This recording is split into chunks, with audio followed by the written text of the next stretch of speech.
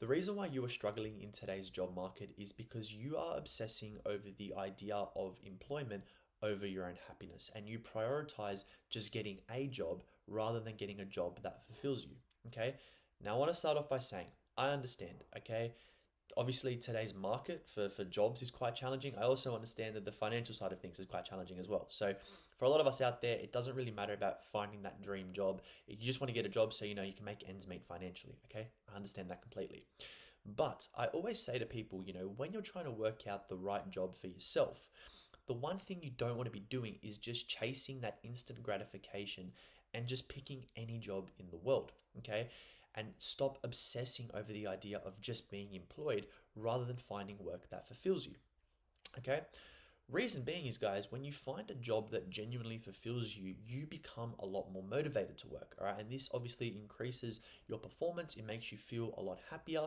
You go to work with less dread, and naturally, your mental health is a lot better as well. Okay. Now, when you just pick any old job in the world, yeah, you've got a job, but if you're miserable, it doesn't matter. And ironically, you're less free than when you were before you had a job. All right. One of the biggest problems that I see with grads nowadays in particular is that they're just so desperate to enter the job market, they don't care what they do, they just want to do something.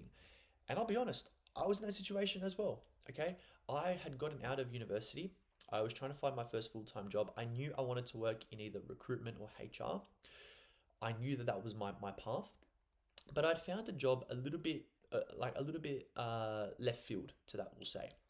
And it wasn't a bad job by any means. It was a lot more admin heavy, but and ironically, the salary was a lot better than what I took for my first job. But I thought about it realistically, and I thought, look, I could take this opportunity right now because at that point in time, I had nothing else lined up, not even another interview lined up. Okay, I could have taken that position. All right, it would have been a really good first job for an income perspective. You know what I mean?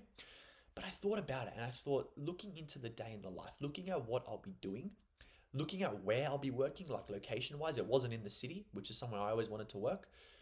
Looking at, what my hours were, plus the commute time, plus the life that I was going to have if I got that position, there was really no room to climb into the environment that I actually knew I wanted to be in.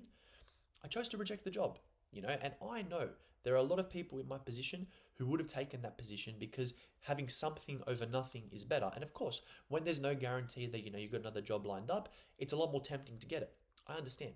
But one thing that I always teach the students that I work with, and if you're keen to work with me, feel free to click those links below in my bio.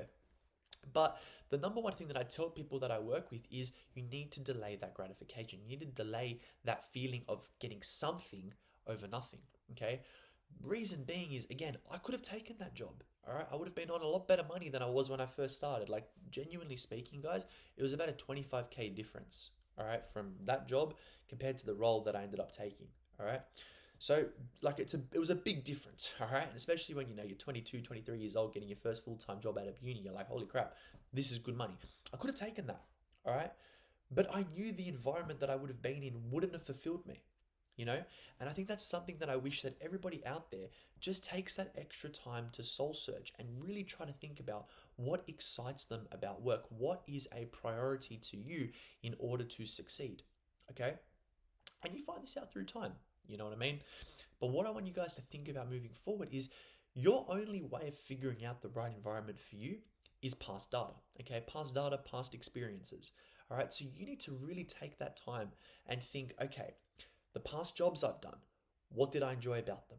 My passions, what do I enjoy about them? When I wanted to have free time, what do I look forward to do?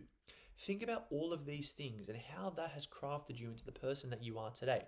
And that is literally the easiest way that you're going to be able to work out what environment is best for you moving forward. Okay? The last thing you want to be doing is to stop obviously chasing that idea of just employment over happiness, because what happens is, guys, sometimes, and I've seen it particularly as a recruiter, I've seen people get into jobs that they thought was right for them, or that even that they knew wasn't right for them, but they just wanted to get something over nothing. They end up leaving it after 2 months anyways. All right. And that part there becomes a lot bigger of a risk as yourself to a recruiter for the next job you're going for in comparison to 2 extra months without work. Okay. As a recruiter myself, I would rather when I'm doing a screening call or an interview with somebody, I would rather look at their resume and them tell me, yeah, look, I've been out of the industry for X amount of months because I'm chasing something with X, Y, and Z over anything else. And I don't want to get into another environment, make myself unhappy, and be unmotivated to work when I know that this environment is right for me. And if he's interviewing for that position, I already know that's somebody that's going to be a lot more motivated to get into their job from day one, rather than somebody who goes, yeah, look, I just really wanted to get a job. I picked this one because I thought it could be something good and I knew I didn't like it, so I left. All right. That fulfills me with a lot more doubt when I'm looking at you. And obviously, as you guys know, when you're in that job hunting process, you need to be eliminating the idea of risk. Okay, so it becomes on you to give them fulfillment in their ability to know what they're going to expect from you from day one, and that is how you stand out. You know what I mean? The number one thing you don't want to be doing as a job candidate is giving these people reasons to doubt you, and that is going to be one of them. Okay, so if you end up leaving these jobs after a couple of months, recruiters will still give you a chance, 100%. But in comparison to somebody who doesn't have that risk attached to them, it's a completely different outcome. It becomes, you don't become a disadvantage, but they just become favored. You know what I mean? And again, it's not about, it's a negative what you're doing. It's literally just about like there's somebody that just doesn't have that negative attached to them. You know what I mean? Now, don't get me wrong. People make mistakes. People join the wrong jobs. But that's why when you're going into these interviews, you need to give them confidence that you know what you're getting yourself into next. If you come out of an experience where you got into it because you didn't know what to do, and right now when you're speaking to recruiters, you still don't exactly know what you want to do, it's not going to sell you as good as the guy who's going into this job knowing exactly where he wants to be, because he knows his end goal and he knows what's going to fulfill him, and that's why he's here right now for this interview. All right? I hope that gives you guys something more to think about moving forward with your job search, as I really, really think that it is so, so important just to take that extra 1 to 2 months out of the game, really figure out what you want and where is best for you, and how it's going to unlock the best version of you moving forward. Okay? Hope you guys enjoyed again this video. Take care. Feel free to click the links below in my bio if you're keen to learn more from me on a one-to-one level. Take care, and I'll see you guys in the next episode.